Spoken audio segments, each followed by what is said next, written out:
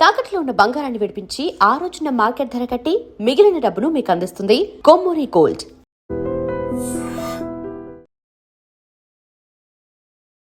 ఐబొమ్మ రవికి ఇవాళ Nampally court bail reject చేసింది. ఎందుకో తెలుసా? పైరసీ వెబ్సైట్ నడిపిన ఐబొమ్మ రవికి నాంపల్లి కోర్టు షాక్ ఇచ్చింది. అతడి బెయిల్ పిటిషన్లను కొట్టివేసింది. హైదరాబాద్ సైబర్ క్రైమ్ పోలీస్ స్టేషన్లో అతడి పైన ఇప్పటి వరకు 5 కేసులు నమోదయ్యాయి.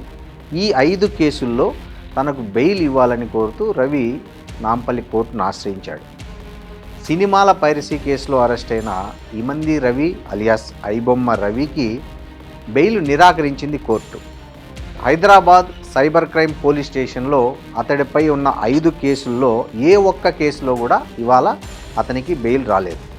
ఈ 5 కేసుల్లో ఇవ్వాలని రవి తన అడ్వకేట్ల ద్వారా కోర్టును ఆశ్రయిస్తే ఈ 5 కేసుల్లో ఏ ఒక్కదాన్ని కూడా నాంపల్లి కోర్టు ఏ ఒక్క కేసులో కూడా ఇవ్వకుండా కొట్టివేసింది. ఎందుకంటే పోలీసులు ఏదైతే రిమాండ్ రిపోర్ట్లో పేర్కొన్న అంశాలే రవికి బెయిల్ రాకుండా చేస్తున్నాయి.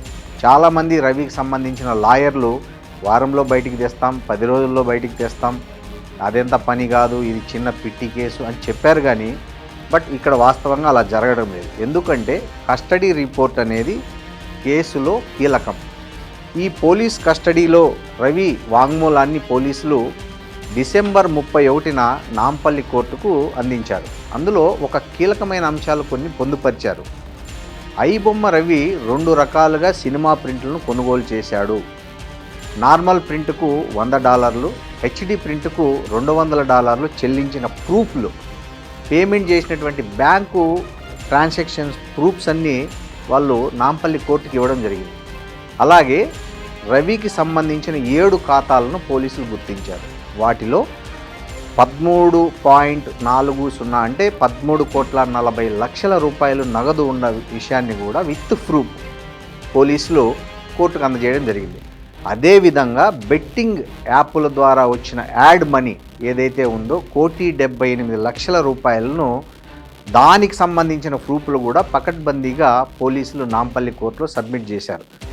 అంతేకాకుండా ఒక కొత్త విషయం కూడా ఈ పోలీసు ఇంట్రాగేషన్లో తేలింది. అదేంటంటే ఐబొమ్మ రవికి వాళ్ళ ఫ్యామిలీతో ఇంతవరకు ఎవరితో సంబంధాలు లేవని అంటున్న తరుణంలో వాళ్ళ సొంత సోదరి ఎవరైతే వాళ్ళ సిస్టర్ చంద్రిక అనే ఆమెకు ఇప్పటి వరకు ఐబొమ్మ రవి 90 లక్షల రూపాయలు నగదు పంపిన విషయాన్ని కూడా బ్యాంక్ ట్రాన్సాక్షన్స్ కూడా రిమాండ్ రిపోర్ట్లో ప్రూఫ్గా పెట్టడం వల్ల పోలీసులు ఐబొమ్మ రవి కేసులో ఎలాంటి బెయిల్ ఇవ్వడానికి వీలు కాదనేది ఉంది.